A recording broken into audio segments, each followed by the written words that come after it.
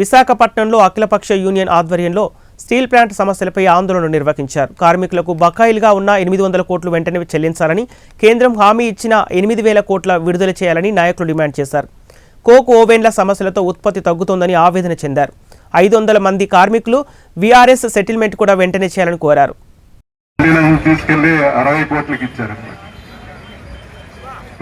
Security plant లో భద్రత, Visakhapatnam steel plant ని అరికట్టే వాళ్ళందరికీ 9 కోట్లు చెల్లించలేదా?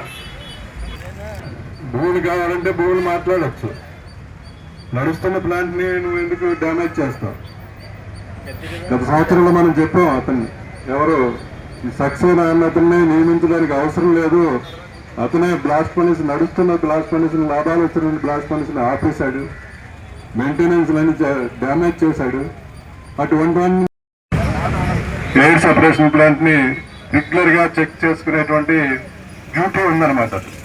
అటువంటి డ్యూటీని అన్నింటినీ విత్డ్రా అయితే రేపు పొద్దున్న ప్లాంట్ లో మొన్న 10 మంది అయ్యారు. తర్వాత ఇంకేమైనా ప్రమాదం జరిగేసేయాలి. మేనేజ్మెంట్ గవర్నమెంట్ ఏ నిర్ణయం చేశారో దాన్ని సైడ్లో ఎందుకు ఉపసంహరించుకున్నారు, ఇక్కడ ఎందుకు చేయకూడదంటే సరిగా ఉన్న ప్రభుత్వం అంటే మేము ప్రైవేట్ చేయం. ఏకైక ప్రభుత్వ రంగ సంస్థ విశాఖపట్నం స్టీల్. అటువంటి అనేది ఇటు కేవలం ఆంధ్రప్రదేశ్కి, కేంద్ర ప్రభుత్వానికి వివిధ రూపాల్లో పనులు ఇవ్వడం కాకుండా ఉత్తరాంధ్ర ప్రధానికానికి ఒక జీవనాడిగా ఉన్నటువంటి కర్మాగారం. ఈ కర్మాగారాన్ని ప్రైవేటు పరం చేయాలని చెప్పేటువంటిది 2021 జనవరి 27వ తేదీ ఏదైతే నిర్ణయం చేస్తున్నారో ఆ నిర్ణయాన్ని వ్యతిరేకిస్తూ నేటి వరకు కూడా పెద్ద ఎత్తున విశాఖపట్నం మొదలుకొని జాతీయ స్థాయి వరకు అనేక రకాలైన ఆందోళనలు కూడా సాగుతున్నాం. దాంతో కేంద్ర ప్రభుత్వం కానీ, రాష్ట్ర ప్రభుత్వ ఒత్తిడి వల్ల కానివ్వండి, వివిధ రాజకీయ పార్టీ ఒత్తిడి కానీ, కార్మిక సంఘాలు ప్రధానంగా చేసే కార్యక్రమాల పట్ల కేంద్ర ప్రభుత్వం ప్యాకేజ్ ఇచ్చిన మాట వాస్తవం. ఆ ప్యాకేజ్ ఇవ్వడం, దాన్ని ఆమోదించే కార్యక్రమాలు చేసాం. కానీ ఆ ప్యాకేజ్ ఇచ్చిన తర్వాత ఆ ప్యాకేజీని తనకు బహిర్గతం చేయకుండా, అందులో ఉన్న వివరాలు కూడా బయటపెట్టకుండా కార్మిక వర్గాలందరూ కూడా సుమారు 6,000 మంది కాంట్రాక్ట్ కార్మికులను బయటపెట్టి బలవంతంగా 2,000 మంది కార్మికులు బయటకు పంపించేసి 2008 తర్వాత ఎవరైతే కార్మికులు జాయిన్ అయ్యారో వారికి ఎటువంటి ఆర్థిక ప్రయోజనాలు ఇవ్వకుండా, ఎటువంటి వేది రోజులు లేకుండా ఈరోజు చాలా రకరకాలైనటువంటి కష్టాలు ఎదుర్కొంటున్నారు. కార్మిక వర్గం గతంలో సాధించుకున్న డిమాండ్లన్నీ కూడా బయటకు పోయినాయి. ఆర్థిక ప్రయోజనాలు దొంగలో దొక్కారు. ఎటువంటి ప్రయోజనం లేకుండా ఒక వింత పోకడతో భారతదేశంలో ఎక్కడా లేదు, ప్రపంచంలో ఎక్కడ లేదు, ఉత్పత్తులు లింక్ పెట్టి సబ్సిడీలు కూడా ఇచ్చారు. ఒక ఉత్పత్తి లింక్తో శాలరీస్ అని ఇవ్వడం, ఉత్పత్తి లింక్ ఇన్సెంటివ్ ఇవ్వాలి, ఇన్సెంటివ్ని ఎత్తేశారు, హెచ్ఆర్ఏ ఎత్తేశారు, యూనిఫామ్స్ ఎత్తేశారు.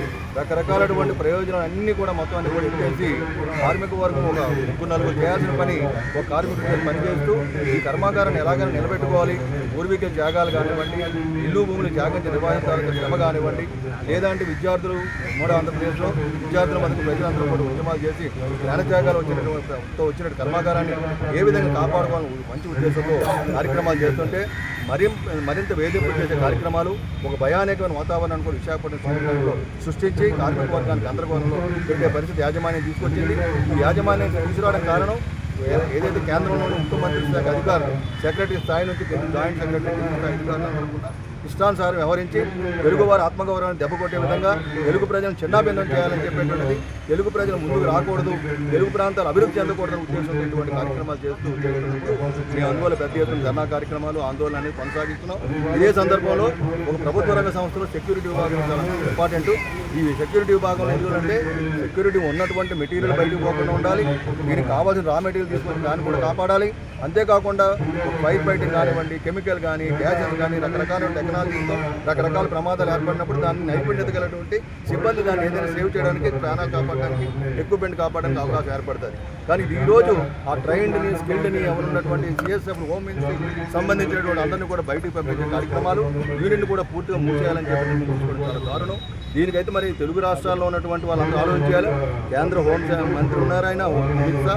అయితే మనం తెలంగాణకు సంబంధించి తెలుగు రాష్ట్రాలకు సంబంధించినటువంటి బండి సంజయ్ గారు కూడా ఉన్నారు. కాబట్టి ఈ విధంగా సిఎస్ఎఫ్ యూనిట్ని ప్రభుత్వ రంగ సంస్థలు ఎన్టీపీసీలో ఉంటుంది, ఓఎన్జీసీలో ఉంటుంది, గెయిల్లో ఉంటుంది, మన అనేక రకాల పోర్టుల్లో కానివ్వండి, ఎయిర్పోర్ట్స్లో కానివ్వండి, అనేక చోట్ల ఈ కేంద్ర ప్రభుత్వ ఆధీనంలో ఉన్న అన్నింటిలో కూడా ఈ యొక్క సిఎస్ఎఫ్ని కొనసాగిస్తుంటారు.